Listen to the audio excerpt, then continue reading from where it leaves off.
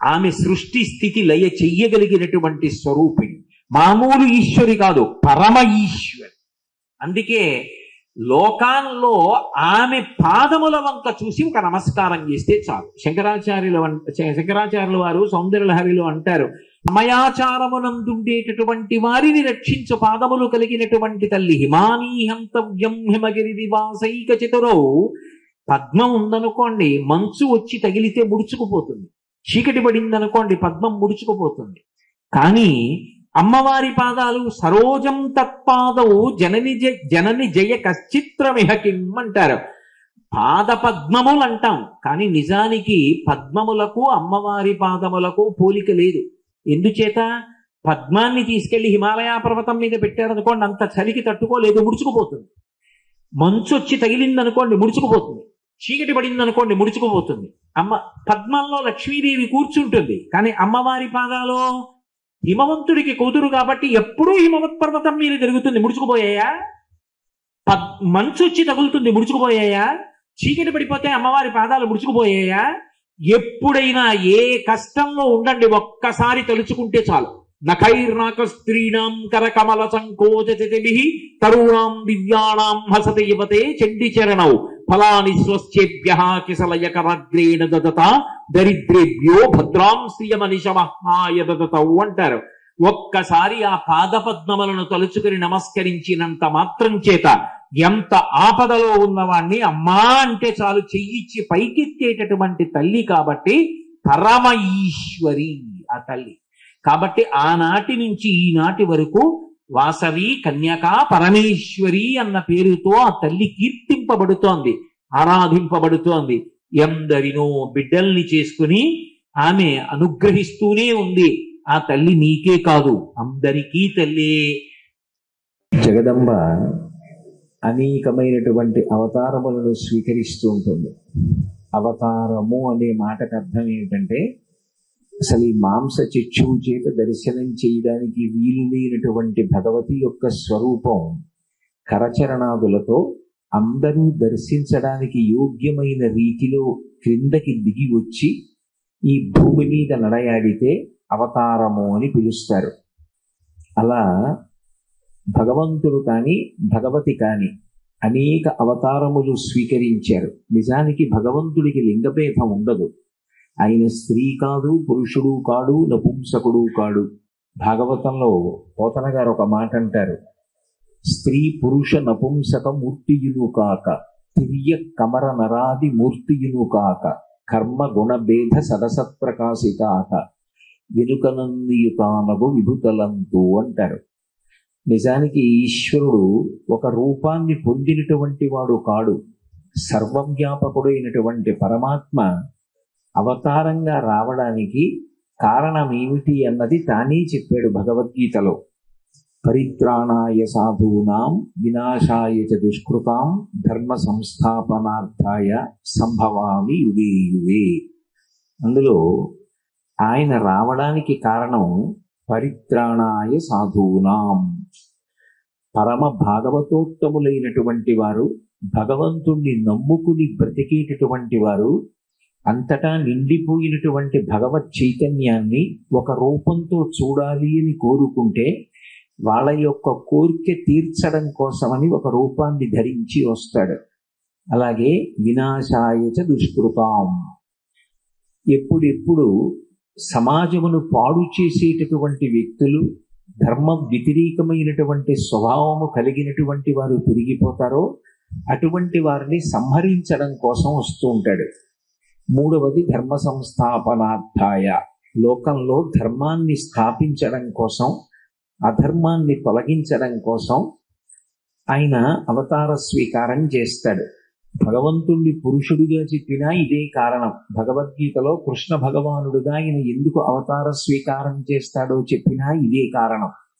దేవీ భాగవతంలో అమ్మవారు కూడా ప్రతిజ్ఞ చేస్తుంది, తానిప్పుడు అవతారం తీసుకుంటుందో చెప్తుంది. యదా యదా హి సాధూనాం దుఃఖం భవతి దానవ తదా తేషాంచ రక్షార్థం దేహం సంధారయామ్యహం అంటుంది. ఇదే మాటలు భగవద్గీతలో కృష్ణుడు ఏం చెప్పాడో అవే మాటల్ని అమ్మవారు కూడా చెప్తుంది.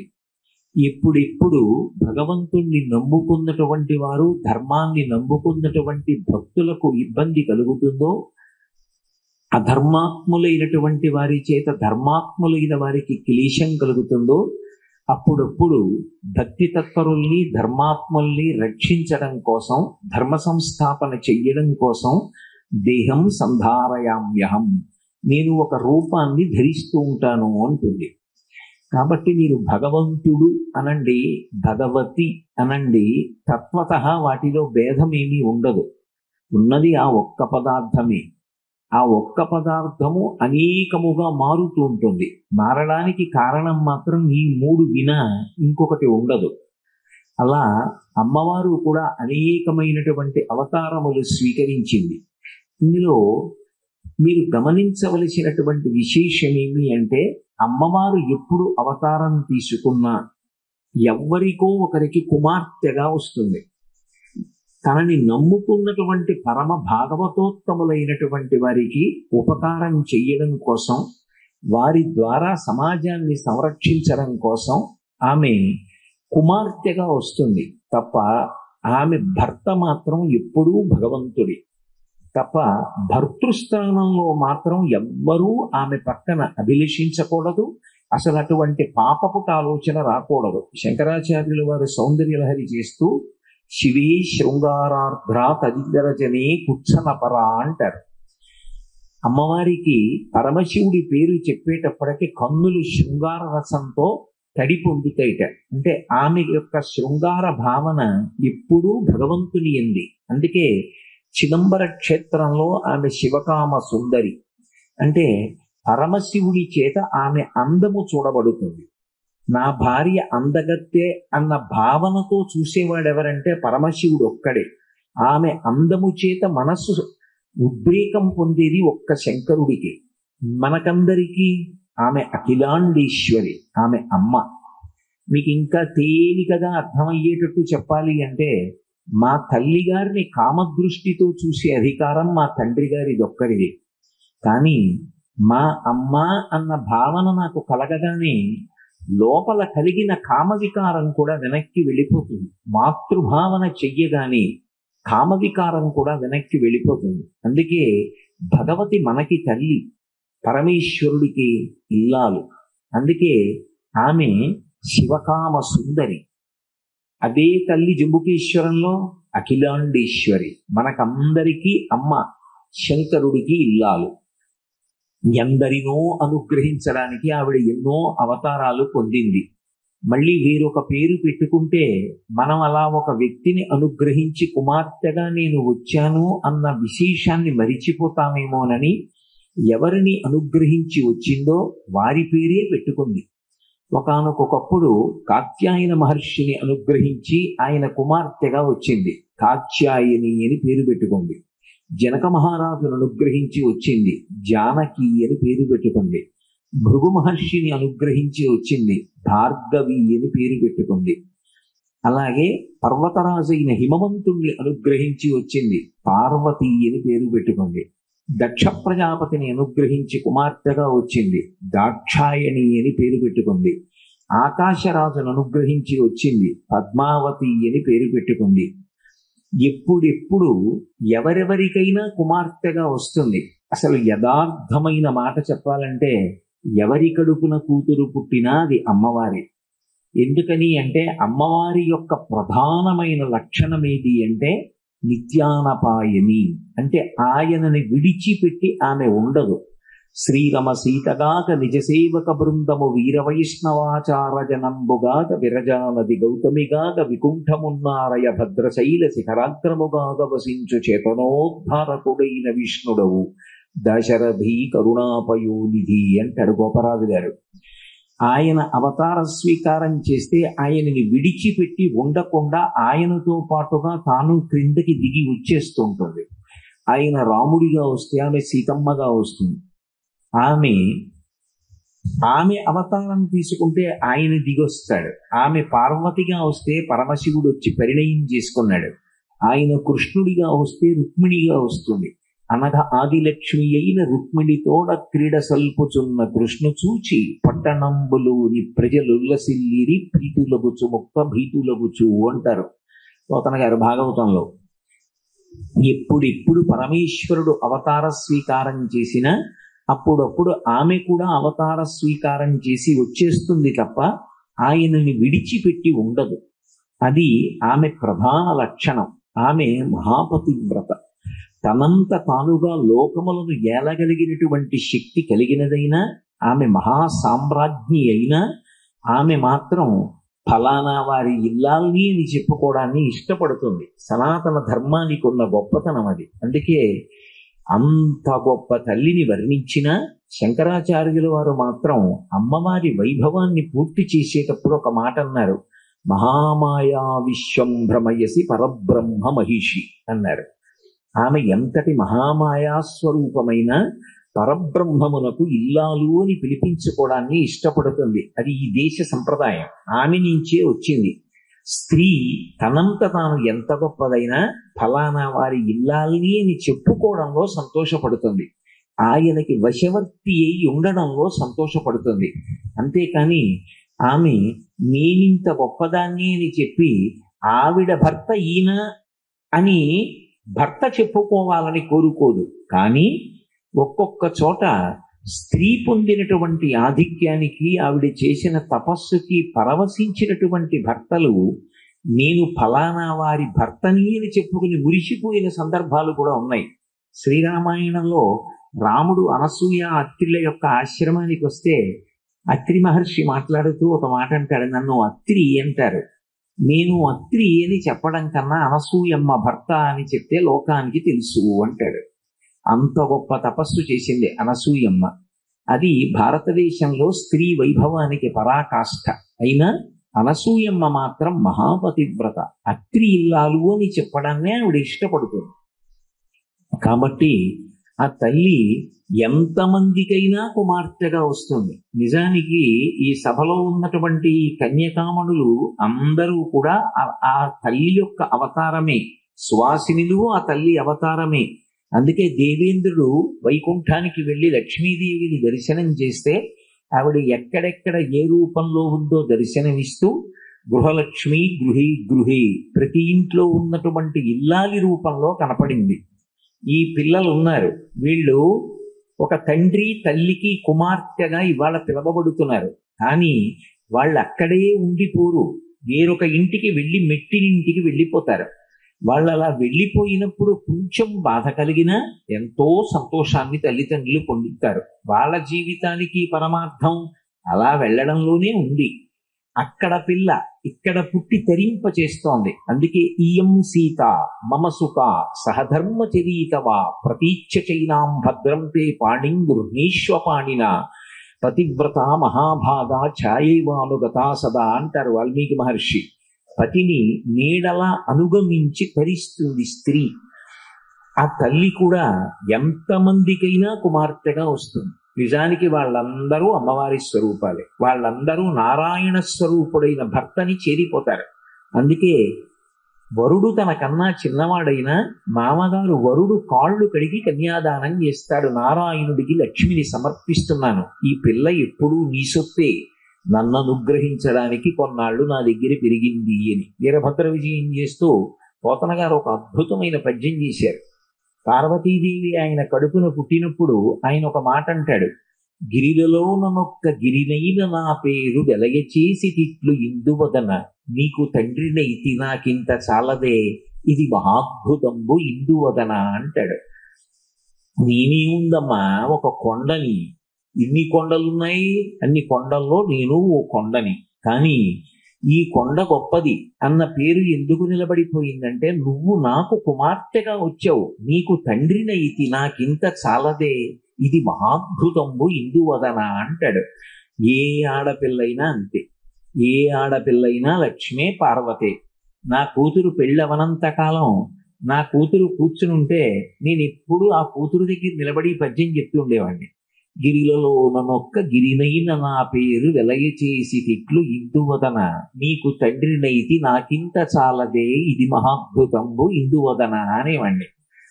చాలా కాలం విని విని విని విని నాన్నగారు ఎందుకంటే ఆ పద్యం చెప్పారు నా దగ్గరని అంది మా అమ్మాయి. అంటే ఓ రోజున వీరభద్ర విజయంలోంచి కోతన గారు ఎంత పరవశించి చెప్పుకున్నాడో చెప్తే మా తల్లి ఆ రోజుల్లో పకపక నవ్వింది. ఇప్పుడు పెళ్ళై సంతోషంగా దాని భర్తతో అది ఉందనుకోండి, అది వేరు విషయం.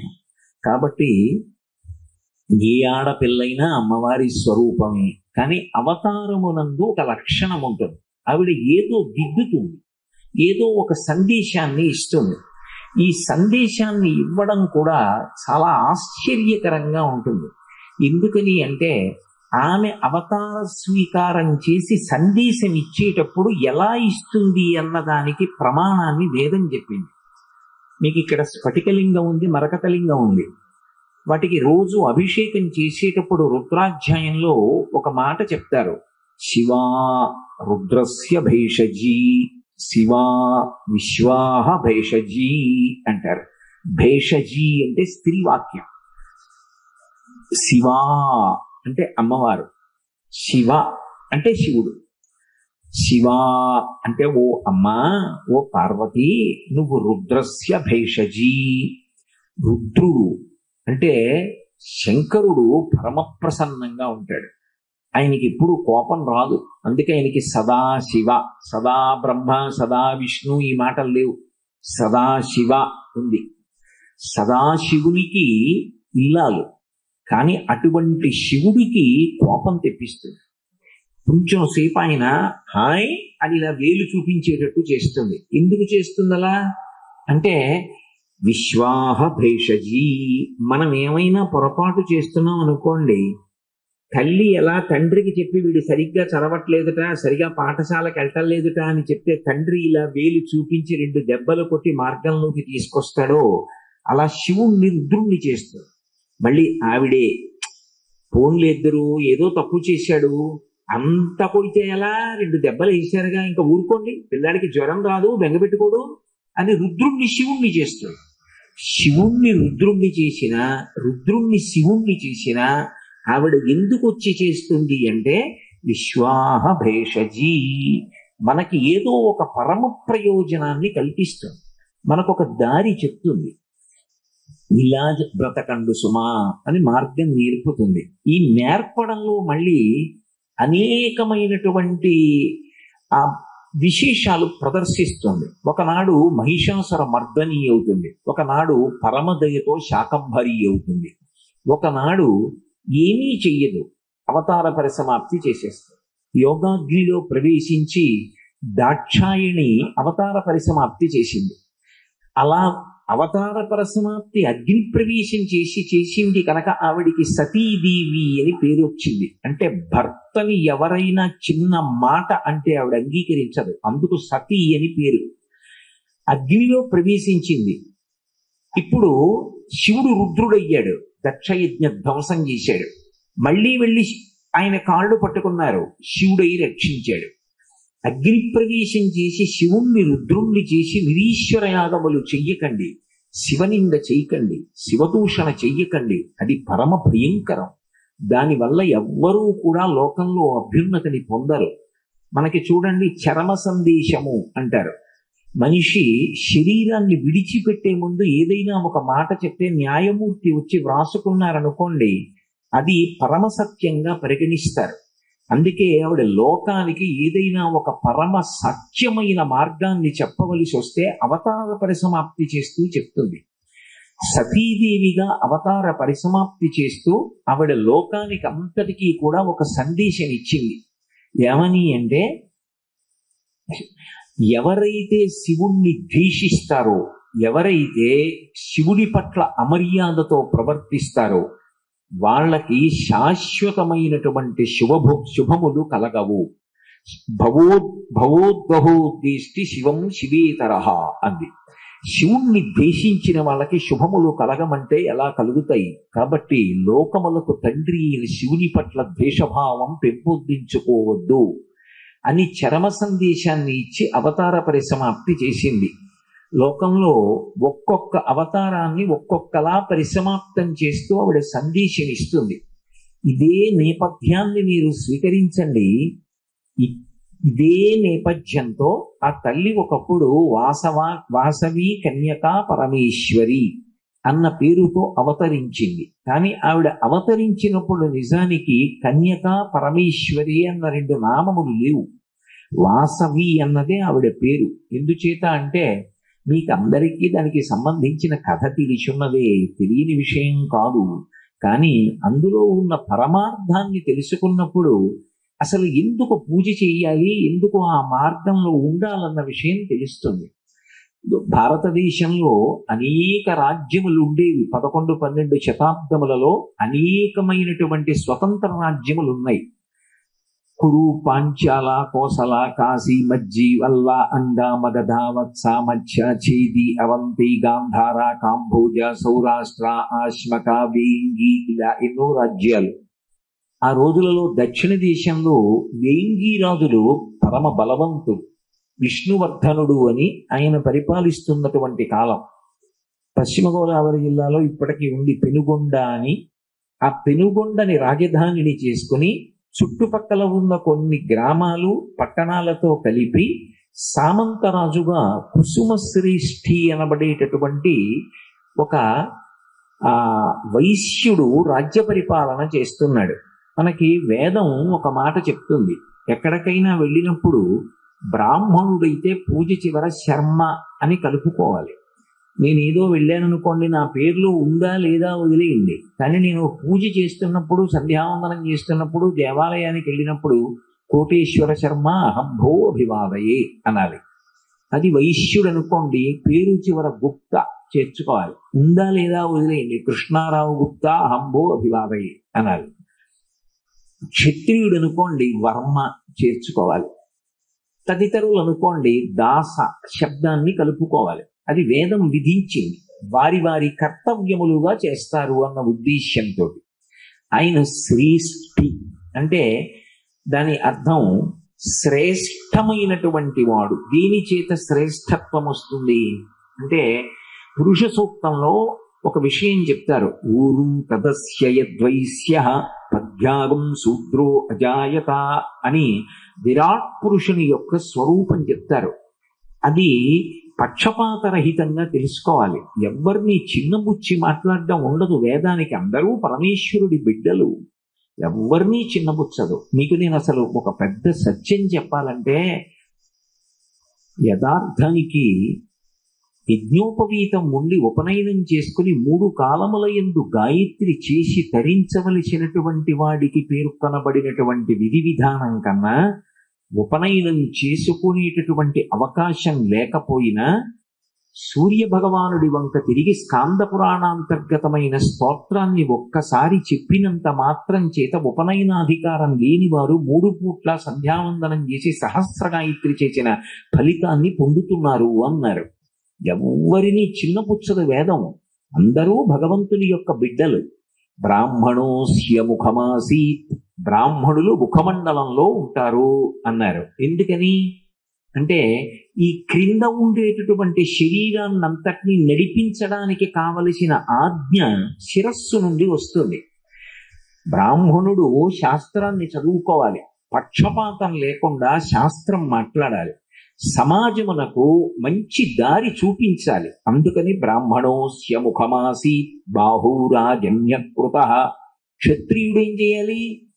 తాను సహజంగా చనిపోవడం కాదు, బలహీనుడైన వాణ్ణి బలవంతుడైన వాడు పాడు చేస్తుంటే బలహీనుణ్ణి రక్షించడానికి యుద్ధానికి వెళ్ళి చచ్చిపోవాలి.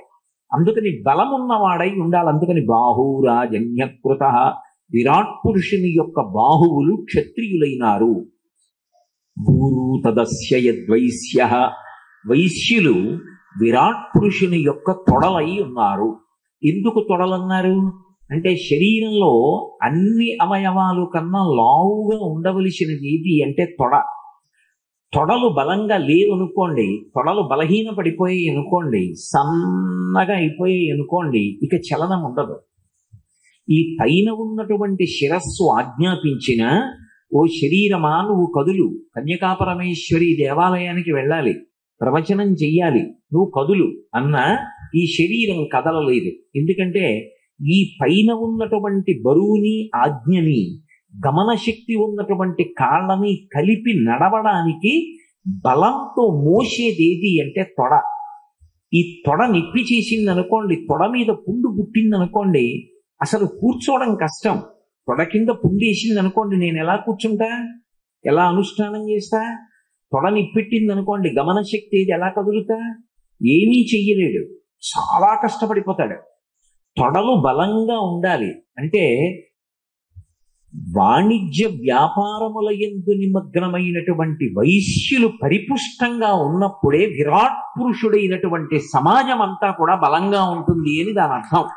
అందుకని ఊరు తదస్య యద్వైశ్య పద్యాగుం శూద్రో అజాయత. ఇది చిన్న పుచ్చి చెప్పిన మాట కాదు. ఇప్పుడు నా తల ఒక ఆజ్ఞ చేసింది అనుకోండి, పాదములు పాడవకుండా మాట్లాడాలి. కన్యకా పరమేశ్వరి దేవాలయానికి బయలుదేరు అన్నప్పుడు క్షేమకరమైన మార్గాన్ని చెప్తుంది తప్ప గాజు పెంకుల్లో నడిచి వెళ్ళు అని చెప్పదుగా. ఇది చెప్పిన నడవడానికి పాదాలు లేవనుకోండి, ఎక్కడెక్కడతాడు? గమన శక్తి ఏది, అసలు కదలడానికి అవకాశం ఏది? అందుకని 4వ వర్ణము వారు పాదములై ఉన్నారు. ఇప్పుడు మీరు ఒక్క మాట చెప్పండి, నిజానికి తల ఎంత గొప్పదైనా వీటి సహకారము లేని నాడు గమనము లేదు. ఆ శరీరం శవం పడిపోయినట్టు పడిపోయి ఉంటుంది. ఎవరి గౌరవం వారికి ఇచ్చారు. ఇది మంచి ఆలోచించి చెప్పాలి. తల ఎప్పుడూ యోగక్షేమాలు చూసి చెప్పినట్టు, తదనుగుణంగా పాదములు కదులుతాయి. కాబట్టి ఇప్పుడు శ్రీష్ఠి అన్న మాటకు అర్థం ఏమిటంటే సమాజమునందు తాను వర్తక వాణిజ్యముల చేత బలముగా ఉండవలసిన వాడు అని దాని అర్థం. కుసుమశ్రేష్ఠి గారి భార్య కుసుమాంబ, వాళ్ళ పేర్లు కూడా అలా కలిశాయి. పార్వతీ పరమేశ్వరుల పేర్లు కూడా విడివిడి ఉండవు. శివ శివా, హంస హంసిని, భవ భవానీ అలా ఎలా ఉంటాయో వాళ్ళిద్దరి పేర్లు కూడా అలా కలిశాయి. కుసుమశ్రేష్ఠి, కుసుమాంబ అన్నీ ఉన్నాయి. ఉండవలసిన దానికన్నా ఒకటి ఎక్కువ ఉంది. ఏమిటి అంటే కేవలముగా ఐశ్వర్య పరిపుష్టే కాదు, రాజ్య పరిపాలనాధికారం కూడా ఉంది. అది ఇంకొకరికి ఉండవలసింది, అది కూడా ఉంది. పెనుగొండని రాజధానిని చేసుకుని పరిపాలిస్తున్నాడు, కానీ ఒక్కటే లేదు. ఏమిటది అంటే సంతానం లేదు.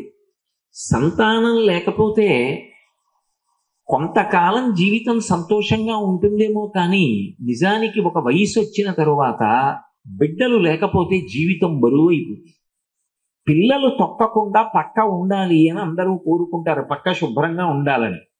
వేసిన పక్క వేసినట్టే ఉండిపోయింది అనుకోండి, పెళ్ళైన ఎన్ని సంవత్సరాలకి కళ్ళమ్మటి నీళ్ళు వస్తాయి. పిల్లలు తొక్కని పక్క ఇంటికి బరువు. పిల్లలు బాడికాళ్లతో తొక్కేశారనుకోండి, మీ నాన్నగారేమో దుప్పటి శుభ్రంగా ఉండాలంటారు, మీరేమో ఇలా దుప్పటి వేయగానే ఎక్కి తొక్కేస్తారని పిల్లల్ని ఒక్క దెబ్బేసి మళ్ళీ దుప్పటి సరి చేసుకుంటేనే ఆ తల్లి జీవితానికి అభ్యున్నతి, ఆ తండ్రికి అభ్యున్నతి. వేసిన పక్క వేసినట్టు అలాగే ఉంటే ఇంటికి అభ్యున్నతి ఏది? సంతానం కావాలి. సంతానం ఉంటేనే పితృరుణం తీరుతుంది. ఆయన ఎంతకీ సంతానాన్ని పొందలేకపోయాడు. అందుకని గురుపాదములను ఆశ్రయించాడు. అంటే దాని అర్థం ఏమిటి? ఆయనకి వేదం మీద నమ్మకం ఉంది, గురువు గారి మీద నమ్మకం ఉంది, శ్రద్ధ కలిగిన వాడు అంటారు. ఒక కథ చెప్పేటప్పుడు ఉండే విశేషం ఏమిటంటే అన్నీ చెప్పరు నోటితో, మీరు అన్వయం చేసుకోవాలి. శ్రద్ధ అన్న మాటకు అర్థం ఏమిటి? శాస్త్రస్య గురువాక్యస్య సత్యబుద్ధ్యావధారణ సా శ్రద్ధ కవితా సిద్ధి యయా వస్తూపలభ్యతే అని శంకర భాష్యం. శంకర భగవత్పాదులు అంటారు, శాస్త్రము మీద గురువు మీద ఎవరికి నమ్మకం ఉంటుందో అటువంటి వాణ్ణి శ్రద్ధావంతుడు అంటారు. ఆయనకి తన గురువైన భాస్కరాచార్యుల వారి మీద నమ్మకం, వేదం మీద నమ్మకం. ఏదో గత జన్మలో పాపం చేసి ఉంటాను, ఆ పాపం ఇవాళ నేను సంతానాన్ని పొందాననేటటువంటి సుఖం పొందకుండా అడ్డుపడి శోకాన్ని కల్పిస్తోంది. ఆ పాపం పోగొట్టుకోవడానికి మార్గం ఏమిటి అని గురువు గారి పాదములు పట్టుకున్నాడు, దశరథుడు పట్టుకున్నట్టు. ఆయన అన్నారు, నీకు సంతానం కలగడానికి పుత్రకామేష్టి చెయ్యి. ఇప్పుడు భాస్కరాచార్యుల వారి ఆధ్వర్యంలో పుత్రకామేష్టి చేశాడు. ఆ పుత్రకామేష్టి అంతా పూర్తయిన తరువాత అందులోంచి యజ్ఞపురుషుడు సాకార రూపాన్ని ధరించి పైకి వచ్చాడు. యజ్ఞపురుషుడు అన్న మాటకు అర్థం ఏమిటంటే శ్రీ మహావిష్ణువే, ధన్వంతరీ స్వరూపమే యజ్ఞప్రసాదం ఇవ్వడానికి పైకి వస్తుంది. బంగారు పాత్ర మీద వెండి మూత పెట్టి పాయసాన్ని కానీ ఫలాన్ని కానీ అనుగ్రహంగా కటాక్షిస్తుంది యజమానికి. అందుకని ఇప్పటికీ పుత్రకామేష్టి ఎక్కడైనా చేస్తే ఆ పాయసాన్ని ప్రసాదంగా ఇస్తూ ఉంటారు. ఆ రోజులలో యజ్ఞపురుషుడే స్వయంగా పైకొచ్చి ఇస్తూ ఉండేవాడు. కాబట్టి ఆ యజ్ఞపురుషుడు పాయస పాత్రను ఇవ్వలేదు, రామాయణంలో ఇచ్చినట్టు ఒక ఫలాన్ని ఇచ్చాడు. ఫలమిచ్చుట అన్న మాటకు అర్థం ఏమిటంటే నీవు కోరినది తీరబోవుచున్నది అని దాని అర్థం. కాబట్టి ఇప్పుడు నీ కోరిక తీరుతుంది. ఇదిగో నువ్వు యజ్ఞం చేశావు కదూ, నేను ఫలితం ఇస్తున్నాను, ఫలితమే ఫలము. కాబట్టి ఒక పండు చేతిలో పెట్టాడు. ఇప్పుడు ఆ పండుని మహారాజు తన భార్య, మహారాజు అంటే అక్కడ కుసుమ శ్రేష్ఠి అని, ఆయన భార్యకి ఇచ్చాడు. ఇప్పుడు భగవద్ అనుగ్రహము ఆమె యందు ప్రవేశించింది. ఆయన ప్రసాదాన్ని స్వీకరించాడు. ఇప్పుడు సంతానం కలగకుండా అడ్డొచ్చినటువంటి ప్రతిబంధక స్వరూపమైనటువంటి పాపము ఈ ఫలము వలన తొలగిపోయింది. తొలగిపోయిన తరువాత సంతానము కలుగుతుంది. కాబట్టి సహజంగా సంతానము కలిగింది. హోమం చేస్తే అమ్మవారు ఎన్నోసార్లు భగవతియే స్వయంగా ప్రత్యక్షమైంది. ఇక్కడే కదూ, ఇదే రాష్ట్రంలో ఒకప్పుడు మలయధ్వజ పాండ్యన్ ఆయన హోమం చేశాడు పిల్లలు లేకపోతే. అగ్నికుండంలోంచి 3 సంవత్సరముల పిల్లగా ఎగిరి దూకి తల్లి తొడ మీద కూర్చుంది. మీనాక్షి పరదేవత. మధురైలో మీనాక్షి పుట్టడం కాదు, అగ్నికుండంలోంచి పైకి లేచింది. 3 సంవత్సరాల వయసున్న పిల్లగా మలయధ్వజ పాండ్యన్ భార్య ఎడమ తొడ మీదకొచ్చి కూర్చుంది. మీనాక్షి అని పేరు పెట్టారు. బాలాస్వరూపంగా ప్రకాశించింది. ఒకప్పుడు స్వర్గలక్ష్మి ద్రుపదుడు హోమం చేస్తే ద్రౌపది అన్న పేరుతో యజ్ఞకుండంలోంచి ఆవిర్భవించింది. అందుకే ఆవిడికి యాజ్ఞసేవి అని పేరు భారతంలో, యజ్ఞకుండంలోంచి వచ్చింది కాబట్టి.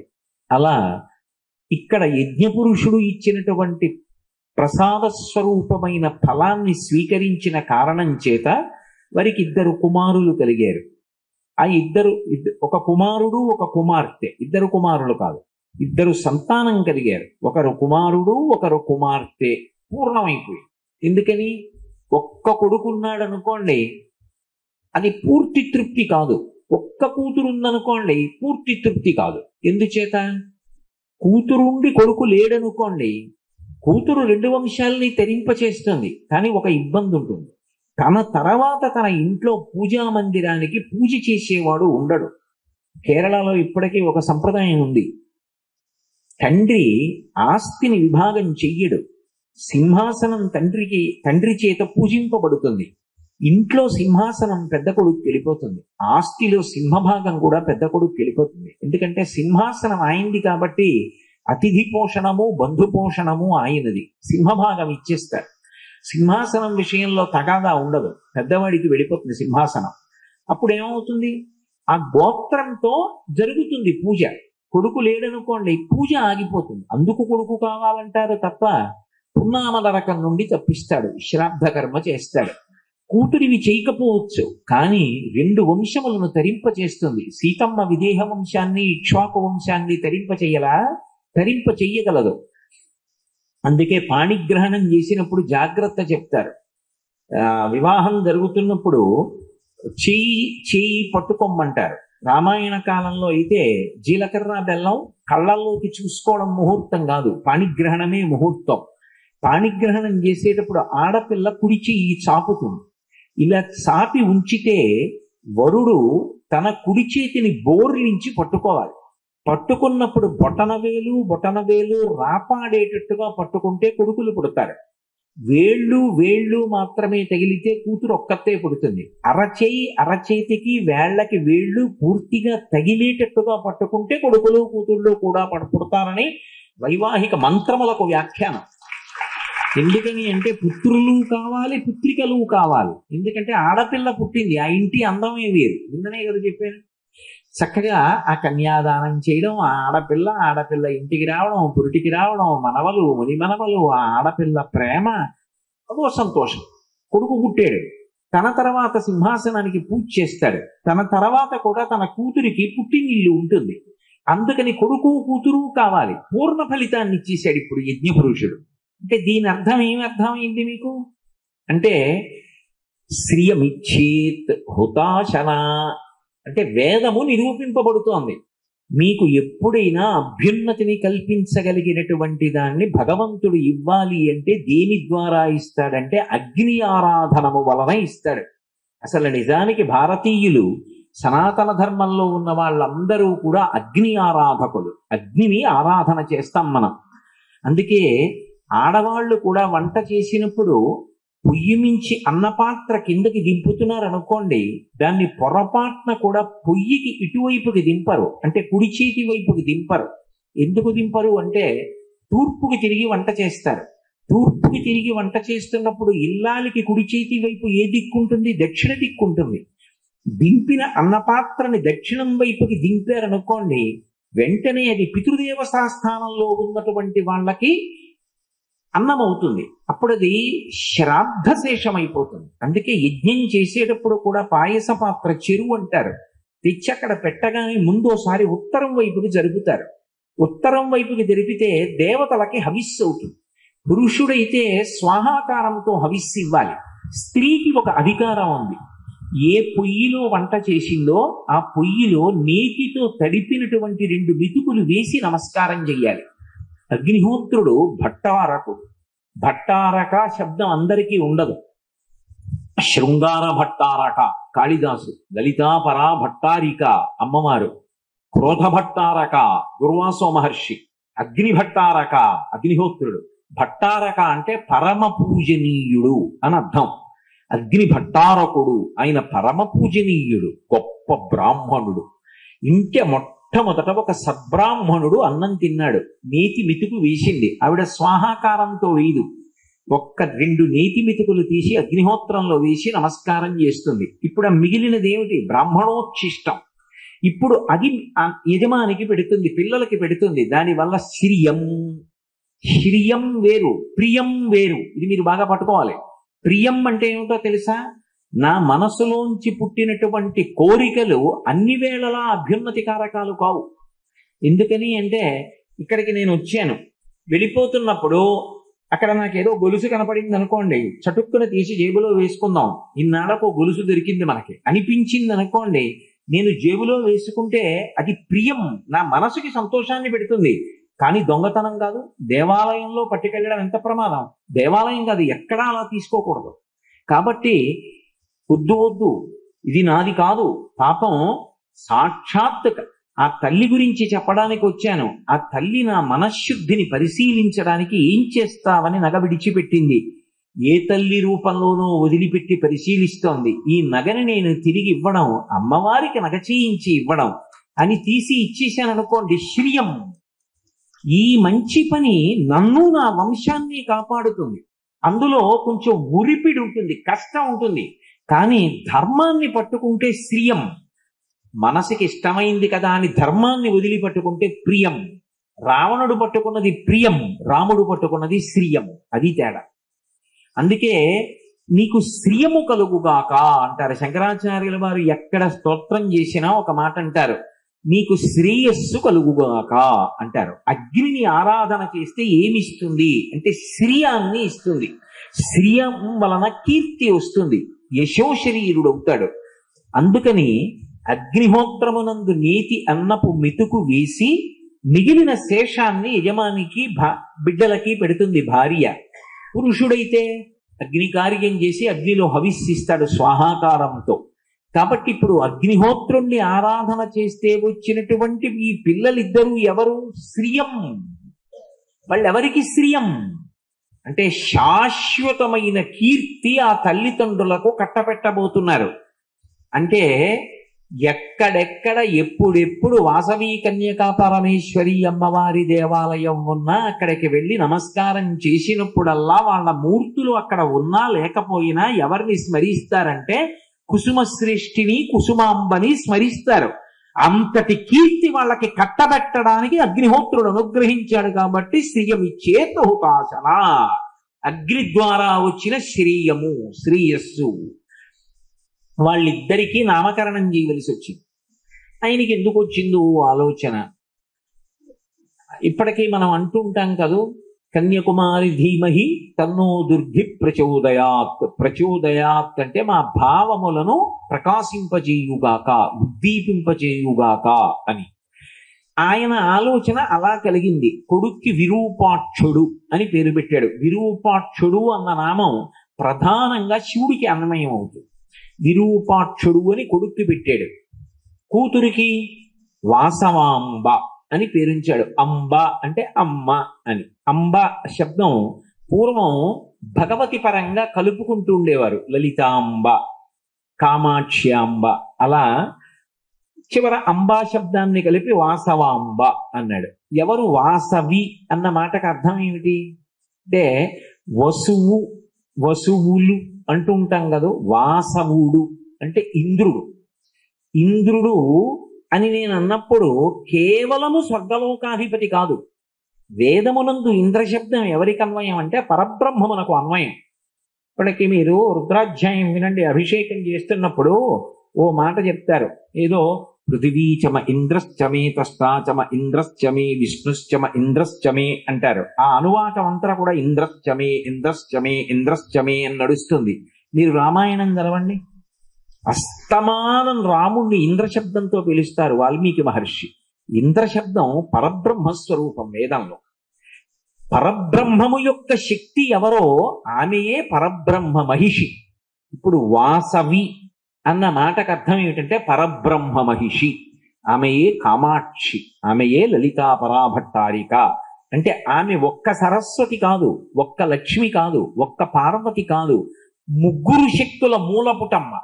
అమ్మలగన్నయమ్మ ముగురమ్మల మూలపుటమ్మ చాలా పెద్దమ్మ సురారులమ్మ కడుపారడిబుచ్చినయమ్మ తన్నులు నమ్మిన వెల్పుటమ్మల మనమ్మున ఉండెడి అమ్మ దుర్గమాయమ్మ కృపాబ్ధి నిత్యుత మహత్వ కవిత్వ పటుత్వ సంపదలు అంటారు పోతన గారు. మూకశంకరులు కామాక్షి పరదేవతను ఉద్దేశించి స్తోత్రం చేస్తూ వదనారవిందవక్షో వామాంక తటీ వశం వదీభూత అంటారు. అంటే ఒకరికి ముఖమునందుంటుంది సరస్వతిగా బ్రహ్మగారికి ఆయన శక్తి.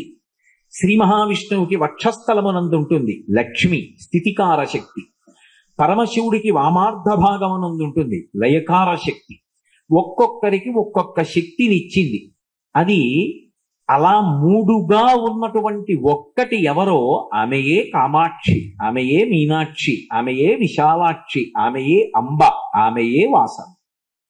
కాబట్టి ఇప్పుడు ఎవరామె అంటే శంకరాచార్యులు వారు సౌందర్యలహరి చేస్తూ అంటారు, గిరా మాహుర్దేవీం ద్రుహిణ గృహిణీం అగమవిదో హరేః పత్నీం పద్మాం హరసహచరీం అద్రినిలయాం తురీయాకాపిత్వం దురధిగనిసీమ మహిమ మహామాయా విశ్వం భ్రమయసి పరబ్రహ్మ మహిషి అంటారు.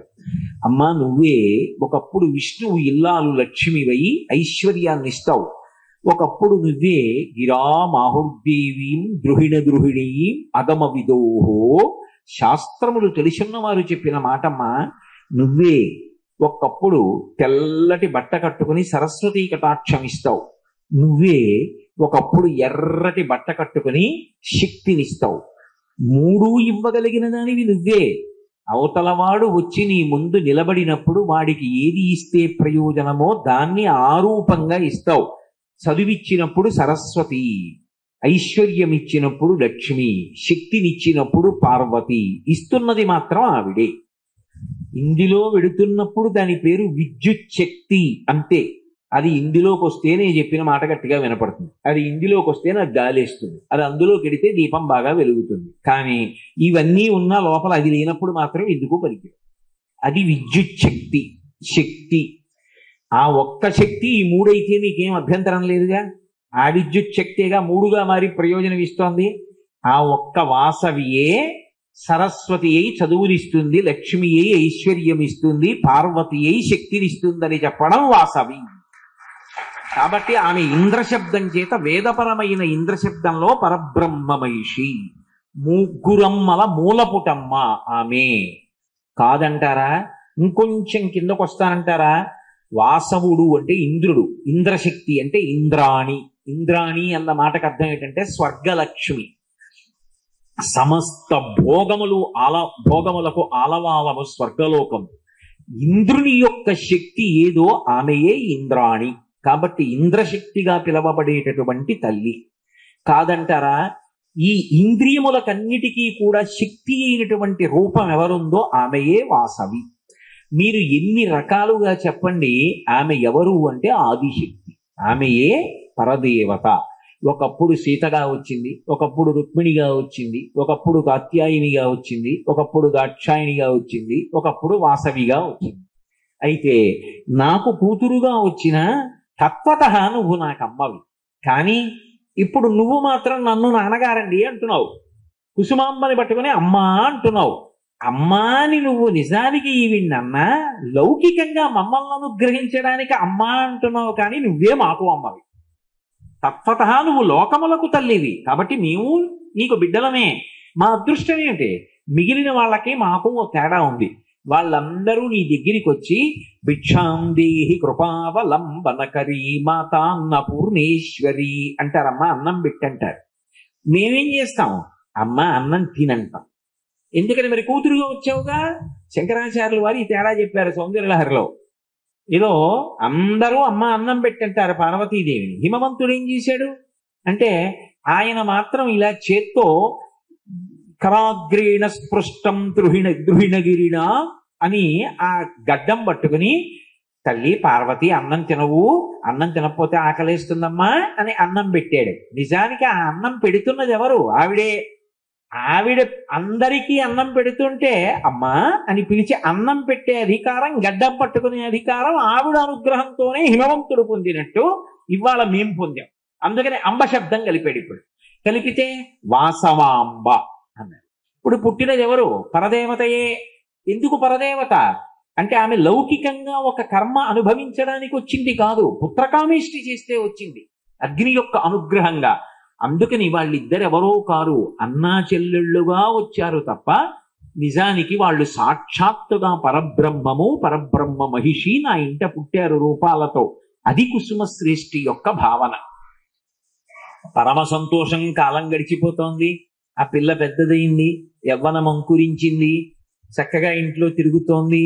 అయితే సహజంగా ఆ తల్లి యొక్క లక్షణాలు చెప్పినప్పుడు ఎక్కడెక్కడ అమ్మవారు ఆవిర్భవించినా ఆవిడకి సహజంగా ఉండేటటువంటి స్వభావం చేత ఆమె పరదేవత అని తెలుస్తూ ఉంటుంది. మనం పెద్ద పట్టించుకోం, కానీ పురాణాలు చదివేటప్పుడు వీటికి చాలా ప్రాధాన్యత ఉంటుంది. ఏదో రుక్మిణీదేవి పుట్టింది అనుకోండి, ఆవిడ ఏం చేస్తూ ఉంటుందో చెప్పేవారు పోతన గారు. పెర్వేర బొమ్మల పెండిండ్లు చేయుచు నబలలతోడ వియ్యంబులుందు భుజనగూళ్లను కొమరొప్ప వండించి చెలులకు పెట్టించు చెలువ మెరసి రమణీయ మందిరా రామదేశములందు పువ్వు తీగలకను ప్రోదివిట్టు సదమలమణిమయ సౌదభాగములందు లీలతో భర్మడోలికలనూగు బాలికలతోడ చెలరేగి బంతులాడు బరిహి సంఘంబులకు మురిపమ్ములు గరపు శారికాకీర పంక్తికిని చదువు చెప్పు అంటారు. ఆ రుక్మిణీదేవి పుట్టినప్పుడు సంగీతంలో, సాహిత్యంలో, చిత్రకళలో, ఆటలలో, పాటలలో అందరికీ అన్నం పెట్టడంలో ఆవిడకి ఇష్టం. ఎందుకని అంటే, అమ్మవారి సహజ లక్షణం ఏమిటంటే ఆవిడ సంగీత ప్రియ. నిన్న సభలో మీతో నేను మనవి చేశాను కదా, శంకరాచార్యుల వారు మీనాక్షి పరదేవత గురించి చెప్తూ ఒక మాట అంటారు. వీణా వేణు మృదంగ వాద్యరసికాం నానా విధాడంబికాం మీనాక్షీం ప్రణతోస్మి సంతతమహం కారుణ్యవారాన్నిధిం అంటారు. కారుణ్యములకు నిధి అయినటువంటి ఓ మీనాక్షి, నీకు వాద్యముల యొక్క గోష్ఠి అంటే చాలా ఇష్టమమ్మా, వాద్యగోష్ఠి ఎందు అంటారు. అలా ఆ తల్లికి సంగీతమునందు చాలా ప్రీతి. సామగాన ప్రియ అని కదా లలితా సహస్రం. చిన్నతనం నుంచి వాసవాంబ కూడా ఏం చేస్తుండేది అంటే, సంగీతాన్ని వినేది, సంగీతం పాడేది, చెలికత్తెలకి సంగీతం చెప్పేది.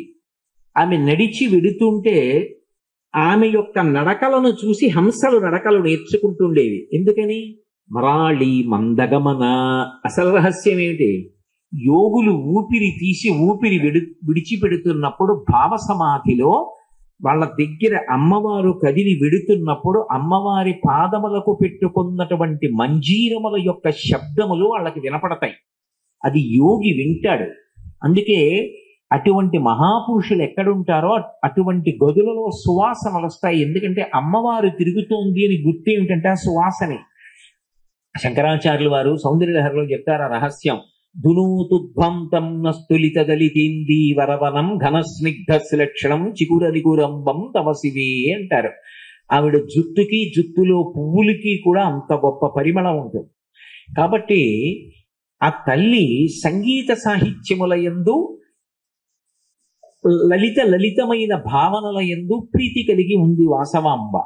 విరూపాక్షుడు గురువుగారైన భాస్కరాచార్యుల వారి దగ్గర వేదం నేర్చుకున్నాడు, గుర్రపు స్వారీ నేర్చుకున్నాడు, విలువిద్య నేర్చుకున్నాడు, ధనుర్వేదం నేర్చుకున్నాడు. అంటే రాజ్య సంరక్షణకి కావలసినటువంటి సమస్త విభూతులను ఆయన సంతరించుకున్నాడు.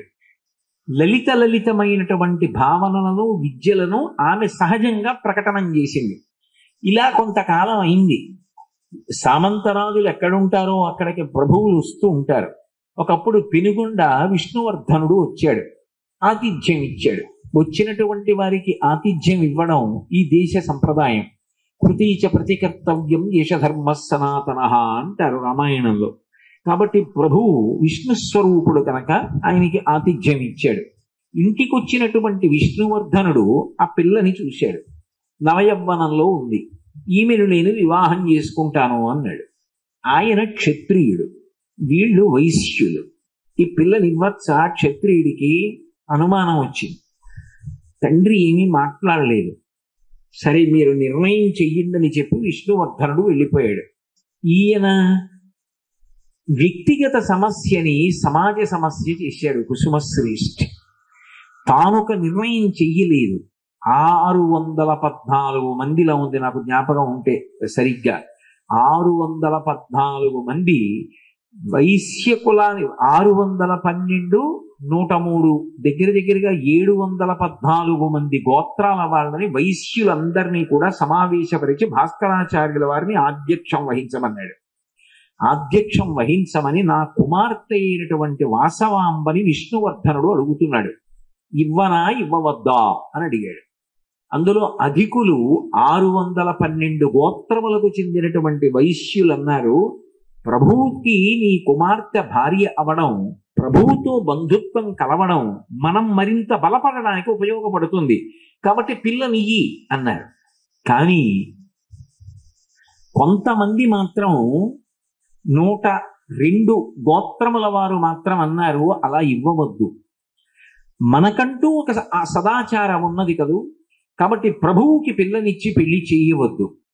2, మనం ప్రభువు అడిగాడు కాబట్టి మన పిల్లని ఇచ్చేయాలని చెప్పి మనకి ఇష్టం ఉన్నా లేకపోయినా ఇవ్వడం అనేటటువంటిది స్త్రీ మర్యాదకి విఘాతం.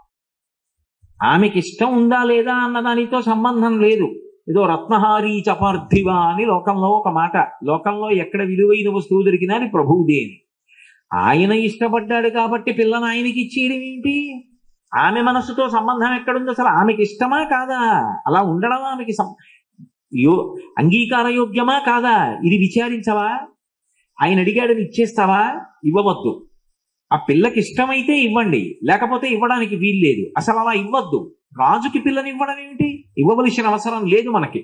కాబట్టి ఇవ్వకపోతే ఏమవుతుంది? ప్రభువు శక్తివంతుడు, తన యొక్క చతురంగ బలాల్ని తీసుకుని మన మీదకి వస్తాడు పిల్లల్ని తీసుకెళ్ళడానికి. మనం ఏం చేద్దాం? చిట్ట చివరి నెత్తుటి బొట్టు వరకు పోరాటం చేద్దాం. రాజ్య పరిపాలన చేస్తున్నావుగా, యుద్ధం చేద్దాం.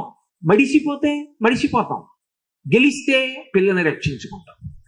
ఇప్పుడు కొంతమంది వేరు వర్గం అయిపోయి యుద్ధం చేద్దామన్నారు, కొంతమంది యుద్ధం వద్దు పిల్లనిద్దామన్నారు. ఇప్పుడు అది కుటుంబ సమస్య ఏమైంది? సమాజ సమస్యగా మారి వింది అన్నింటినీ తల్లి. అన్నీ విన్న వాసవాంబందే ఇందులో 2 అంశాలు ఇమిడి ఉన్నాయి. ఒకటి, నేను పెళ్లి చేసుకోవడం.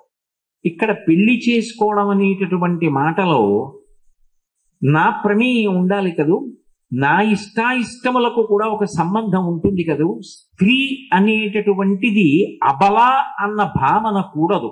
మీరు ఎప్పుడైనా సరే అమ్మవారి తత్వంలో ఇది ప్రధాన భాగం, ఇది గుర్తుపెట్టుకోవాలి. స్త్రీ అంటే అబల, ఆమె మన్నేం చేస్తుంది అనేటటువంటి చాలా చులకన స్వభావాన్ని అమ్మవారు అంగీకరించదు. ఒకప్పుడు మహిషాసురుడు అలాగే ప్రవర్తించాడు. అబలను అంగీంచేస్తుంది కాబట్టి అసలు స్త్రీ చేతిలో చనిపోకూడదని నేను వరం అడగనన్నాడు. మహిషాసుర మర్దని అయి చంపేసింది. అబల అనేటటువంటి చులకన భావం కూడదు. ఆమె స్త్రీ అందంగా ఉంది కాబట్టి నేను పెళ్లి చేసుకుంటాను. ఇది స్త్రీ స్వాతంత్ర్యానికి, స్త్రీ మర్యాదకి భిన్నమైనటువంటి ప్రవృత్తి. అబలగా భావించడం దోషం. 2, వ్యక్తిగతమైన సమస్యని సమాజ సమస్య చేసి ఇవాళ కొంతమంది ఇష్టమని, కొంతమంది ఇష్టం లేదని, కొంతమంది ప్రభువు పక్కన నిలబడి, కొందరు వ్యతిరేకంగా నిలబడి యుద్ధం చేసి నా పెళ్లి కోసమని మీరందరూ తగులాడుకుని ఇంతమంది మరణించి ఇంతమంది నెత్తురు ఏరుగా ప్రవహించడం నాకు ఇష్టం లేదు. ఎప్పుడైతే ఒక స్త్రీ మర్యాద అబలా అన్న పేరుతో మంట కలిసిపోతోందో, ఎప్పుడైతే మనం ఎదురు తిరిగి నిలబడలేకపోతున్నామో, మన ఇచ్ఛానుసారం నడవలేకపోతున్నామో, అది 10 మంది సమస్య చేసి 10 మంది దానికోసం మరణించేటట్టు చెయ్యడం కన్నా మనకు ఆ విషయం ఇష్టం లేదు కాబట్టి మనం శరీర త్యాగం చేయడం మంచిది. కాబట్టి నేను గోదావరి నదీ తీరంలో బ్రహ్మకుండం దగ్గర అగ్నికుండాన్ని ఏర్పాటు చేసుకుని అందులోకి ప్రవేశిస్తాను. నేను మీకు మొట్టమొదటి చెప్పాను. దాక్షాయణీ స్వరూపంగా సతీదేవిగా శరీర త్యాగం చేస్తూ ఆమె ఏ సందేశం ఇచ్చిందో ఈ అవతారంలో కూడా ఒక సందేశాన్ని ఇవ్వడానికి వచ్చింది. నేను అగ్నికుండ ప్రవేశం చేస్తాను. ఈ సిద్ధాంతమును అంగీకరించిన వారు కూడా అగ్నికుండ ప్రవేశము చేయవచ్చు. 102 గోత్రముల వారు అగ్నికుండములను ఏర్పాటు చేసుకున్నారు. తల్లిది ఒకటి, 103 అగ్నికుండాలు. గోదావరి నదీ తీరంలో బ్రహ్మకుండం దగ్గర 103 అగ్నికుండములను ఏర్పాటు చేసి ఆ తల్లి అందులోకి ప్రవేశిస్తూ ఒక మాట చెప్పింది. ఇక పైన మీరందరూ ఒక్క మాట జ్ఞాపకం పెట్టుకోండి. ఊరూతదస్య యద్వైశ్య అని కదు వేదవాక్యం. దేశభక్తికి, మనసు స్వచ్ఛంగా ఉండడానికి, సమాజ సేవకి, వర్తక వాణిజ్యములకు, వ్యవసాయమునకు యోగ్యత సహజముగా కలిగినటువంటి జాతి. కాబట్టి మీరు వాటి యందు మనసు లగ్నం చెయ్యండి, విజయం సాధిస్తారు. తప్ప రాజ్య పరిపాలన మీకు సంబంధించినది కాదు. రాజ్య పరిపాలన మీద దృష్టి పెట్టవద్దు. వీటి యందు మీరందరూ కూడా స్థిరపడండి. నా మాటని మీరందరూ కూడా తల్లి మాటగా స్వీకరించండి అని చెప్పి అగ్నికుండ ప్రవేశం చేసేసి శరీర త్యాగం చేస్తుంటే మిగిలిన వారికి అనుమానం వచ్చి, అమ్మా నీ యథార్థ స్వరూపాన్ని ప్రకాశింపచేయి, నువ్వు చిట్ట చివర చరమ సందేశంగా మాకు ఈ వాక్కులు వినిపించావు, అసలు నువ్వెవరు అని అడిగారు. అసలు నువ్వెవరు అని అడిగినప్పుడు ఇప్పుడు మీరు దేవాలయంలో చూస్తున్నటువంటి పరదేవతా స్వరూపాన్ని ప్రకాశింపజేసి తాను పరమశివుని యొక్క ఇల్లాలినని, సాక్షాత్తుగా భగవతి స్వరూపిణినని చెప్పడానికి త్రిభంగి స్వరూపంగా నిలబడి, అంటే నడుం కొద్దిగా పక్కకి వాల్చి, ద్విభుజి అంటే 2 భుజములు కలిగినదై, లంబిత హస్తం అంటారు, ఒక చెయ్యి ఇలా పక్కకి పెట్టి ఉంచి ఒక చేతిలో పద్మం మొగ్గ పట్టుకుంటారు పువ్వులు. ఆ పద్మాలు చేత్తో పట్టుకొని నేను సాక్షాత్ పరదేవతా స్వరూపాన్ని మీ అందరికీ ఒక సందేశాన్ని ఇచ్చి సమాజంలో మీరు ఏ మార్గంలో వెడితే అభ్యున్నతిని పొందుతారో మీకు చెప్పడం కోసం వచ్చిన దాన్ని. అందుకని నేను ఈ కుసుమ సృష్టికి, కుసుమాంబకి కుమార్తెగా వచ్చాను. వారి కర్మ అక్కడతో పూర్తయిపోయింది, ఇక వారు పుట్టవలసిన అవసరం ఉండదు. మీరు తల్లిగా బిడ్డల్ని చేసి చెప్తున్న నా మాట పాటించండి అని వెళ్ళిపోయింది. ఆనాటి నుంచి ఈనాటి వరకు ఈ రంగముల యందు ప్రవేశించినటువంటి ఈ వర్ణము వారందరూ కూడా సిద్ధహస్తులై లోకమునందు మంచి పుణ్యకార్యములు చేస్తూ నిలబడ్డారు. అందుకే మీరు ఆలోచించండి, దేశభక్తికి పెట్టింది పేరు. భారతదేశానికి స్వాతంత్ర సంగ్రామంలో అహింసని ఆయుధంగా చేసుకుని, సత్యాన్ని ధర్మాన్ని నా 2 నేత్రములు చేసుకుని అహింసా మార్గంలో రవి అస్తమించని బ్రిటిష్ సామ్రాజ్యపు కబంధ హస్తములలోంచి భరతమాతని కాపాడి దాస్య శృంఖములను ఛేదించి సర్వతాక ప్రజాస్వామిక గణతంత్ర రాజ్యంగా భారతదేశాన్ని ఆవిష్కరింపచేస్తానని ప్రతిజ్ఞ చేసి స్వాతంత్ర సంగ్రామాన్ని నడిపించినటువంటి మహాత్మా గాంధీ గారు ఈ వర్ణంలోంచి వచ్చిన వారే. ఆంధ్ర రాష్ట్ర పోరాటాన్ని నిర్వహించినటువంటి పొట్టి శ్రీరాములు గారు ఈ వర్ణం నుంచి వచ్చిన వారే. అది నేను ఏదో కేవలముగా ఒక కులం గురించి మాట్లాడడం నా ఉద్దేశ్యం కాదని మీరు గమనించాలి. అది పరదేవత యొక్క అనుగ్రహ విశేషణంగా నేను ప్రతిపాదన చేస్తున్నాను. దేశభక్తి ఎందు తిరుగు లేకుండా ఉండగలరు, మనసు అంత స్వచ్ఛంగా ఉండగలదు. అందుకే అంత పెద్ద స్వాతంత్ర సంగ్రామం చేసిన ఒక్క క్షణం ఖాళీ లేకుండా మహానుభావుడు స్వాతంత్ర సంగ్రామంలో పాల్గొన్న, ఒక కొల్లాయి గుడ్డ కట్టుకున్న, ఇప్పటికీ జాతిపితయై ఎప్పటికీ భారతీయులందరికీ కూడా తండ్రి స్థానంలో నిలబడినటువంటి కీర్తి సంపాదించుకున్న మహాపురుషుడు మహాత్మా గాంధీ గారు. ఈ దేశానికి ఎవరొచ్చినా రాజ్ఘాట్కి వెళ్ళి ఆయనకి నివాళి సమర్పిస్తారు. అటువంటి మహాత్మా గాంధీ గారు ఈ దేశానికి స్వాతంత్రం తీసుకొచ్చారు. అంతటి మహానుభావుడు ఎంత స్వచ్ఛమైన మనసు లేకపోతే ఇన్ని కోట్ల మంది శరీరాలు విడిచిపెడుతున్నారు. శరీరం విడిచిపెడుతున్నప్పుడు భగవన్నామం చెబుతూ వెళ్ళిపోగలిగినటువంటి అదృష్టాన్ని ఎంతమంది పొందుతున్నారు.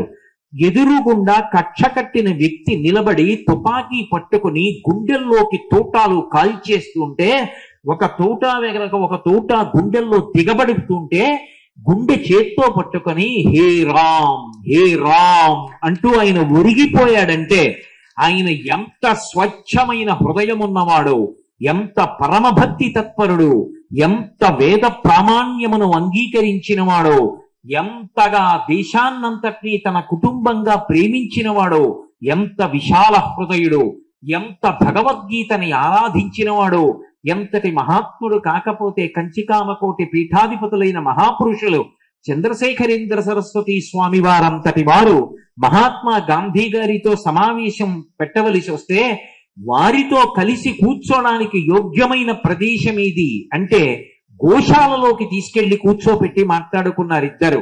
అంటే ఒక గోవు పట్ల, గోశాల పట్ల అంత పవిత్ర భావన కలిగినటువంటి వారు గాంధీ గారు. ఇవాళ జాతి పితగా నిలబడ్డారు. నిన్నగాక మొన్న కదూ అక్టోబర్ 2 వారి యొక్క జన్మదినాన్ని మనందరం నిర్వహించాం. ఈ దేశపు ఊపిరిలో గాంధీ గారు ఉన్నారు. ఆయన సాక్షాత్ వాసవి కన్యకా పరమేశ్వరి అనుగ్రహంతో జన్మించినవాడు అని చెప్పడంలో నాకు మాత్రం ఏ విధమైనటువంటి అనుమానం లేదు. అంత స్వచ్ఛమైనటువంటి మనసు కలిగిన వాడు పొట్టి శ్రీరాములు గారు. అందుకే మీరు పొట్టి శ్రీరాములు గారి జీవిత చరిత్ర చదివితే కొన్ని విశేషాలు కనపడతాయి. మహాత్మా గాంధీ గారు ఎప్పుడైనా నడిచి వెడితే ఆయన వెనక నడిచేవారు అందరూ. పొట్టి శ్రీరాములు గారు ఒక్కరూ మాత్రం గాంధీ గారి ముందు నడిచేవారు.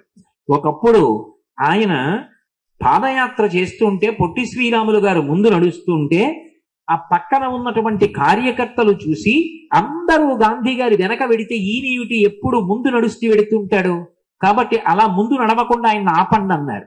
గాంధీ గారు వెంటనే ఆపి అన్నారు, ఆయనది పరమ స్వచ్ఛమైన మనస్సు, ఆయనని నడవనివ్వండి అన్నారు. ఎంతమంది దేశభక్తులు పుట్టారు. ఎక్కడికి వెళ్ళండి, ఏ దేవాలయాన్ని పునరుద్ధరించినా, ఎక్కడ అన్నదాన సత్రం ఉన్నా, ఎక్కడ దేవాలయాల్లో పెద్ద పెద్ద నగలు చేయించినా, సమాజంలో ఎక్కడ యజ్ఞ యాగాది క్రతువులు జరిగినా, ఎక్కడ ఏ ఆశ్రమాలు నిలబడినా, ఎక్కడ వేదాంత గోష్ఠి జరిగినా, ఎక్కడ మహాత్ముల్ని ఆదరించినా, ఎక్కడ ఆర్థికంగా పరిపుష్టి లేని వారికి దానాలు చేసి కాపాడిన, ధార్మిక కార్యక్రమాల్లో ముందున్న, ఆనాటి నుంచి ఈనాటి వరకు మీరందరూ దేశ చరిత్రలో శాశ్వతమైన కీర్తి గణించి అలా నిలబడ్డారు. నా ఉద్దేశ్యం, మీరు అలా ఉంచుకోగలిగారు, వర్తక వాణిజ్య రంగముల యందు వృద్ధి సాధించగలిగారు అంటే అది కేవలము వాసవి కన్యకా పరమేశ్వరి మీకు జనని అయి అనుగ్రహించినటువంటి ఒక మహాద్భుతమైనటువంటి వరం. అందుకే ఆమె వారికి అందరికీ కూడా కులదేవత అయింది. కులదేవత అన్న మాటకు అర్థం ఏమిటంటే పరంపరాగతంగా సింహాసనంలో ఆమెయే ఉండాలి, ఆమెనే అర్చించాలి, ఆమె దేవాలయాన్ని విస్మరించకూడదు. ఇష్టదేవత వేరొకరు ఉండొచ్చు. మీరు రామాయణం చదువుకుని రాముడు మీకు ఇష్టదేవత కావచ్చు, లేకపోతే వేరొకరు ఇష్టదేవత కావచ్చు. సింహాసనంలోంచి కులదేవతని తీసేసే అధికారం మాత్రం లేదు. మొదటి పూజ కులదేవతకి, మొదటి దర్శనం కులదేవతకి, మొదట ప్రాణాలు కింద కాపాడుకోవలసింది ఎవరిని అంటే ఈ వాసవి కన్యకా పరమేశ్వరి దేవాలయాన్ని, ఈ చరిత్రని, ఈ సంప్రదాయాన్ని, ఈ అమ్మవారిని, అమ్మవారి పూజని, అమ్మవారి దేవాలయాల్ని మొట్టమొదట కాపాడుకోవలసినటువంటి సంప్రదాయము మీది. ఇది నాకు ఏ పక్షపాతం లేకుండా నేను ప్రతిపాదన చేస్తున్నటువంటి ఒక సంప్రదాయ సంబంధమైన విధానాన్ని మాత్రమే చెప్తున్నాను తప్ప నేను మిమ్మల్ని నిరుత్సాహపరచట్లేదు. భద్రాచలం వెళ్ళొద్దు, తిరుపతి వెళ్ళొద్దని నేను చెప్పట్లేదని మీరు గుర్తుపెట్టుకోవాలి. ఇష్టదైవంగా మీరు ఎవరినైనా భావించండి. కులదైవంగా మొట్టమొదటి పువ్వు మాత్రం వాసవి కన్యకా పరమేశ్వరికి వెళ్ళాలి. కన్యక అన్న మాటకు అర్థం ఏమిటంటే కేవలము పెళ్లి కానిది అని కాదు. కన్య అన్న మాటకు అర్థం ఏమిటంటే ధీరా కులవతి అని. ధీరా అంటే విశేషమైనటువంటి బుద్ధి కలిగినటువంటి తల్లి. ఆమె మంత్రిని, రాజశ్యామలా స్వరూపం. ఆమెని నమ్ముకుంటే విద్యాబుద్ధులు లభిస్తాయి. ఆ తల్లి మంచి నిర్ణయం చేసి తరువాత కాలంలో తన బిడ్డలందరూ కూడా మంచి మార్గంలో వర్తక వాణిజ్యాలలో రాణించి స్వచ్ఛమైన హృదయాలతో, దేశభక్తితో, శాంతియుతంగా బ్రతికి 10 మందికి తాము ఆలవాలంగా తొడలై శరీరం నిలబడినట్టు వాళ్ళు ఆధారభూతులు కావాలని అపేక్షించింది. కాబట్టి ఆ తల్లి యొక్క సందేశాన్ని అందుకున్నారు. అయ్యో, ఇంతమంది అగ్నికుండాలలో ప్రవేశించారట, ఆ పిల్ల కూడా అగ్నిగుండంలో ప్రవేశించిందిట అని తెలుసుకున్న రాజు పరుగు పరుగున వచ్చాడు పెనుగొండ. కానీ ఊరి పొలిమేరలకు వచ్చేటప్పటికే నిత్తురు కప్పుకుని మరణించాడు. కారణం నేను మీకు ప్రసంగ ప్రారంభంలోనే మనవి చేశాను. ఎవరైనా అమ్మవారిని తన కుమార్తెగా రమ్మని అడగవచ్చు. అమ్మవారి యందు భర్తృభావన పురుషుడికి పనికిరాదు. ఆ తల్లికి భర్తృస్థానంలో ఆలోచిస్తే ఆమె కన్నులు ఎరిపెక్కుతాయని చెప్పారు శంకరాచార్యుల వారు. అమ్మ దగ్గర నిలబడినప్పుడు నేను పురుషుడను అని నిలబడకూడదు. అమ్మా, నేను నీ కొడుకునమ్మా అని నిలబడాలి. అందుకే నేను నీ కొడుకునమ్మా అని వెళ్ళి నిలబడితేట ఆవిడ ఎంత సంతోషం పొందుతుందోట, నా బిడ్డ వచ్చాడు అని. నేను మగాణ్ణమ్మా అని నిలబడితే ఆవిడ కన్నులు ఎరిపెక్కుతాయిట.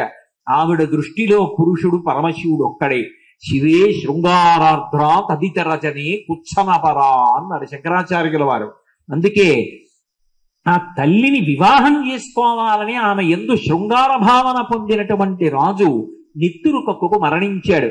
ఆయన కుమారుడు రాజరాజ నరేంద్రుడు వచ్చి చూశాడు. అయ్యో మహాతల్లి, ఈ తల్లి ఆరాధింపబడాలి. ఇక పైన ఈ తల్లికి అన్ని చోట్ల దేవాలయాలు కట్టి ఆరాధన చెయ్యాలి అని నిర్ణయం చేశాడు. వాసమాంబకి సోదరుడుగా వచ్చినటువంటి విరూపాక్షుడు ఇక పైన మనం రాజ్య పరిపాలన జోలికి వెళ్ళవద్దు, రాజ్య పరిపాలన జోలికి వెళ్లకుండా లబ్ధ ప్రతిష్ఠులమై వర్తక వాణిజ్య రంగముల యందు స్వచ్ఛమైన హృదయంతో దేశభక్తితో రాణిద్దామని నిర్ణయం చేసి తన వారినందరినీ కూడా ఆ రంగం వైపు పయనింపచేశాడని, ఆనాటి నుండి ఈనాటి వరకు వాసవి కన్యకా పరమేశ్వరి, కన్యక అంటే మీకు ఇందాక మనవి చేశాను కదా, ధీరా కులవతి, గొప్ప బుద్ధి కలిగి నిర్ణయం చేసి కాలంతో సంబంధం లేకుండా తన బిడ్డల్ని కాపాడుకుంది. ఆమెయే పరమేశ్వరి. ఈశ్వరి అన్న శబ్దానికి అర్థం ఏమిటంటే సర్వజగన్నియామకురాలు. ఆమె ఒకరికి కోట్లు ఇచ్చిందనుకోండి, ఎందుకు ఇచ్చావని వాడు అడగడానికి వీల్లేదు. తీసేసింది అనుకోండి, ఎందుకు తీసావని అడగడానికి వీల్లేదు. ఆమె సృష్టి స్థితి లయ చెయ్యగలిగినటువంటి స్వరూపిణి. మామూలు ఈశ్వరి కాదు, పరమ ఈశ్వరి. అందుకే లోకాల్లో ఆమె పాదముల వంక చూసి ఒక నమస్కారం చేస్తే చాలు. శంకరాచార్యుల వారు సౌందర్యలహరిలో అంటారు, హిమానీ హంతవ్యం హిమగిరి నివాసైక చతురౌ నిశాయాం నిద్రాణాం నిశచరమ భాగ్యే చ విశదౌ వరం లక్ష్మీపాత్రం సృజనమితి అని ఆ సమయాచారమునందుండేటటువంటి వారిని రక్షించు పాదములు కలిగినటువంటి తల్లి. హిమానీ హంతవ్యం హిమగిరి దివాసైక చతురౌ. పద్మం ఉందనుకోండి, మంచు వచ్చి తగిలితే ముడుచుకుపోతుంది. చీకటి పడిందనుకోండి, పద్మం ముడుచుకుపోతుంది. కానీ అమ్మవారి పాదాలు సరోజం తత్పాదవు జనని జయ కశ్చిత్రమిహ కిం అంటారు. పాద పద్మములు అంటాం, కానీ నిజానికి పద్మములకు అమ్మవారి పాదములకు పోలిక లేదు. ఎందుచేత? పద్మాన్ని తీసుకెళ్లి హిమాలయ పర్వతం మీద పెట్టారనుకోండి, అంత చలికి తట్టుకోలేదు, ముడుచుకుపోతుంది. మంచు వచ్చి తగిలిందనుకోండి ముడుచుకుపోతుంది. చీకటి పడింది అనుకోండి ముడుచుకుపోతుంది.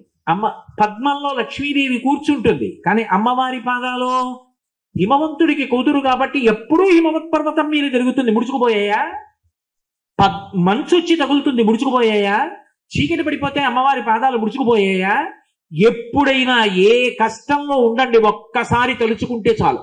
నఖైర్నాక స్త్రీణాం కరకమల సంకోచతిభిః తరుణాం దివ్యానాం హసతి యువతే చండి చరణౌ ఫలాని స్వస్యేభ్యః కిసలయకరగ్రేణ దదత దరిద్రేభ్యో భద్రాం శ్రియమనిశమహాయ దదతౌ అంటారు. ఒక్కసారి ఆ పాదపద్మములను తలుచుకుని నమస్కరించినంత మాత్రం చేత ఎంత ఆపదలో ఉన్నవాణ్ణి అమ్మా అంటే చాలు చెయ్యిచ్చి పైకెత్తేటటువంటి తల్లి. కాబట్టి పరమ ఈశ్వరి ఆ తల్లి. కాబట్టి ఆనాటి నుంచి ఈనాటి వరకు వాసవి కన్యక పరమేశ్వరి అన్న పేరుతో ఆ తల్లి కీర్తింపబడుతోంది, ఆరాధింపబడుతోంది. ఎందరినో బిడ్డల్ని చేసుకుని ఆమె అనుగ్రహిస్తూనే ఉంది. ఆ తల్లి మీకే కాదు అందరికీ తల్లి. ప్రత్యేకంగా ఒక్కొక్కప్పుడు ఒక్కొక్క పిల్లవాడికి ఒక్కొక్క విభూతిని ఇస్తుంది. అమ్ముందనుకోండి అందరికీ తల్లే, కానీ ఒకప్పుడు ఒక కొడుకుని పిలిచి దగ్గర కూర్చోబెట్టుకుని, నాన్న నువ్వు ఇలా చదువుకోవాలరా, నాన్న నీకు ఈ పని వద్దురా, నా మాట వినరా, ఈ పని చేయరా, నువ్వు వృద్ధిలోకి వస్తావురా, మీ నాన్నగారు సంతోషిస్తారా అంటుంది. అంటే దాని ఉద్దేశం అమ్మకి పక్షపాతం ఉంది, ఒకళ్ళ మీదే ప్రత్యేకంగా ప్రేమ చూపించిందనే. దాని అర్థం అది కాదు. ఒకళ్ళ మీద ప్రేమ చూపించిందంటే వాళ్ళని దిద్దింది అని అర్థం. వాళ్ళని దిద్దిన అమ్మ అందరినీ దిద్దుతుంది. అందరికీ అమ్మే, మిగిలిన కొడుకులకి ఆవిడ అమ్మే. కాబట్టి ఆవిడ మీ అమ్మే కాదు, మనందరి అమ్మ. కాబట్టి ఆ తల్లి గురించి చెప్పడం నాకు పరమ సంతోషమే కదూ, నేను ఆ తల్లి బిడ్డన్నే. కాబట్టి వాసవీ కన్యకా పరమేశ్వరి చరిత్ర తెలియని వారు కాదు మీరు. కానీ ఎందుకో మీకు కోరిక పుట్టింది. కోరిక పుట్టడం మీ కొరకు కాదు, మీరు చెప్పించుకోవాలని కాదు. వచ్చిరాని మాటలు మాట్లాడేవాడంటేనే పండితుడైన తాతకి చాలా ఇష్టం. మహాపండితుడు అనుకోండి తాతగారు, మంచి కవిత్వం చెప్పే కొడుకు, దోషం లేకుండా మాట్లాడే కొడుకుని చూసి సంతోషించదు. వచ్చిరాని మాటలతో తప్పుల తడకగా మాట్లాడే మనవణ్ణి చూస్తే మాత్రం అంత విద్యావంతుడైన తాతగారు ఎత్తి తొడ మీద కూర్చోబెట్టుకుని బుగ్గలు పుడికి ముద్దు పెట్టుకుంటాడు. అలా విద్వాంసులైన వారు ఎందరో ఉన్నారు, మహానుభావులు, సరస్వతి స్వాధీనులు. వచ్చిరాని మాటలు వచ్చిన వాడిని నేను. అలాంటి మనవడు వచ్చాడు చెన్నై పట్టణానికి, మళ్ళీ వాడు రేపు పొద్దున్నే వెళ్ళిపోతాడు, నా దగ్గరికి రాడు, ఎక్కడో తిరుగుతూ ఉంటాడు. వాడిని ఏమైనా మాట్లాడరా అంటే అదో సరదా వస్తాడు. అందుకని వాడిని పిలిపించి వచ్చిరాని మాటల వాడితో ఓసారి నా కథ చెప్పించుకుని విని వాడిని ఆశీర్వదిద్దామని మీ బుద్ధిలో ప్రవేశించి నన్ను పిలిచింది తప్ప మీకు తెలియక పిలిచారా, నాకు తెలిసని చెప్పానా? మీ అందరికీ తెలిసున్నదే, మీరు ఆరాధిస్తున్నదే. అందున విచిత్రం ఏమిటంటే ఈ రాష్ట్రానికి ప్రథమ పౌరుడిగా చెప్పబడేటటువంటి వ్యక్తి, రాజకీయ దురంధరుడు, ఆ కాకలు తీరినటువంటి యోధుడు, మళ్ళీ రాజకీయంలో అలాంటి వ్యక్తి కాదు. బహుశా భారతదేశ సమకాలీన రాజకీయాలలో అంతటి ఉద్దండుడు, అంతటి రాజనీతిజ్ఞుడు బహు తక్కువ మంది ఉంటారేమో. అటువంటి కొణిజేటి రోషయ్య గారు కూడా ఈ సంప్రదాయానికి చెందిన వారే అయినటువంటి రాష్ట్రం ఈ రాష్ట్రం. కాబట్టి అక్కడికి వచ్చి వాసవీ కన్యకా పరమేశ్వరి జగన్మాత ఆ తల్లి గురించి చెప్పుకొని మీరు నేను అందరం శ్రేయస్సు పొందవలసినదే. ఆ తల్లి మనందరినీ అనుగ్రహించుగాక అని ఆ తల్లి పాదారవిందములకు సాంజలి బంధకంగా నా శిరసు పాటించి నమస్కరిస్తూ, దయచేసి నేను వెడుతున్నప్పుడు అడ్డుపడకుండా దారిమ్మని ప్రార్థన చేస్తూ, మంగళాశాసన పరై మదాచార్య పురోగమై సర్వైశ్చ పూర్వైరాచార్యై సత్కృతాయాస్తు మంగళం.